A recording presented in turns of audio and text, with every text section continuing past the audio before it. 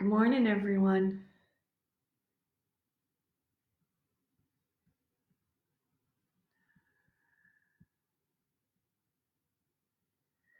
Good morning, everyone. Amy Perquette, Waterfront Graphic Design.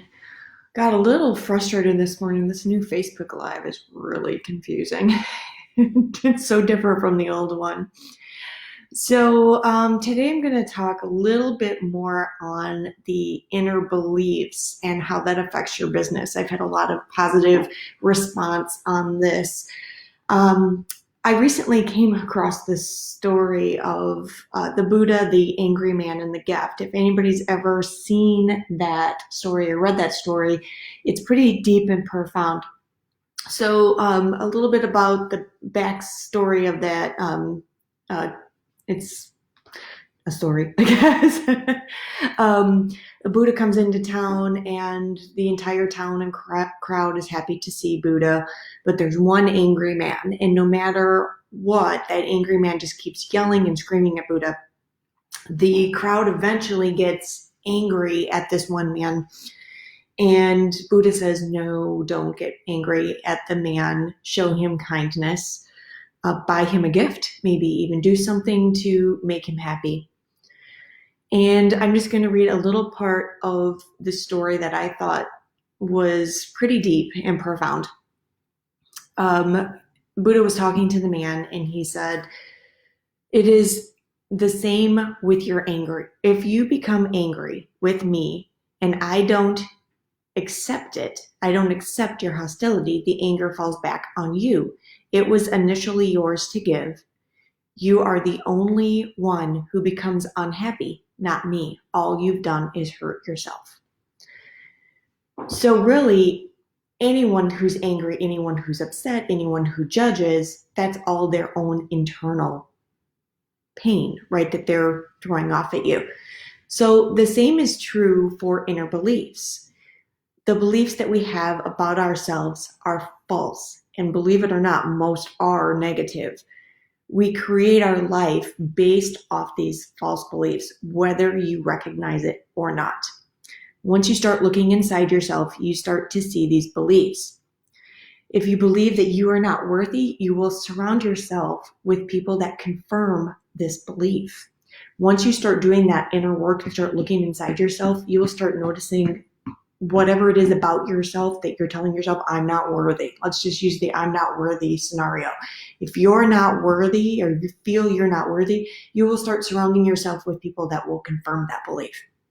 Once you start working on that belief, you'll actually start noticing that your friendships start to change. You have somebody that's been your friend for 20 years, and all of a sudden now they just don't seem to jive with you. So your entire friendships will start to shift and change because you're looking for more positive people in your life. Self-criticism, ugh, happy Friday to me, right? Self-criticism is actually a form of addiction.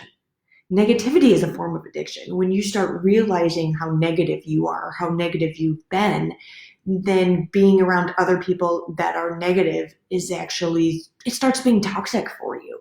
And I've been starting to notice that in my life, and I start noticing that whole groups of people, groups of business people, groups of friends, they're very negative, and I can't even be around that anymore. It's extremely toxic for me. I like to be around people that build others up.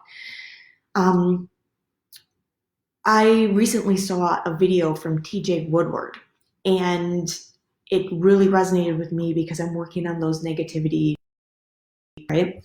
So he said that there's three things in your past as addictions to form. Either it's to alcohol, drugs, negativity, any other limiting belief that you have.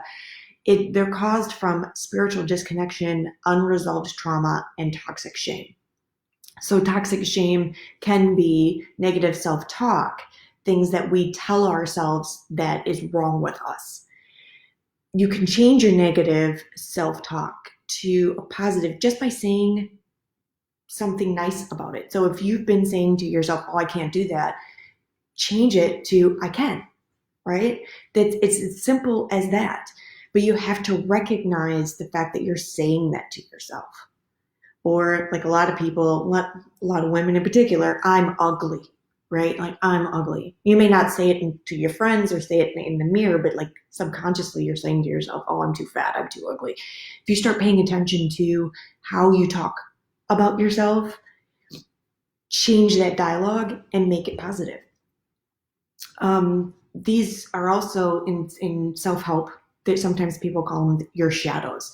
So your shadow, I'm doing my shadow work. And basically shadow work is nothing more than looking inside yourself and finding those negative self-talk things. So let's see. What are shadows? They're just the things about yourself that you've buried into your subconscious. That's why we're not aware of them. We're not aware that we're talking about ourselves in a negative light.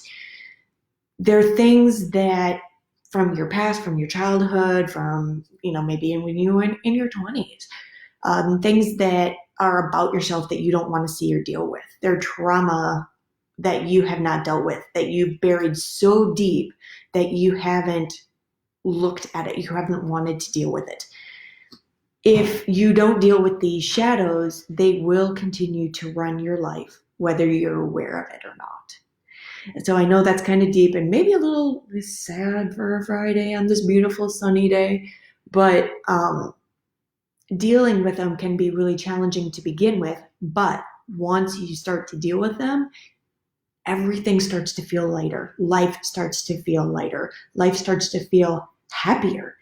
And one of the things that I've noticed and why I'm posting this on my business page is it has drastically affected how well my business runs.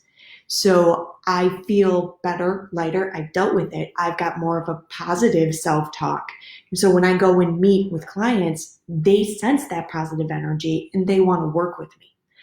So it does have a dramatic effect on how your business grows.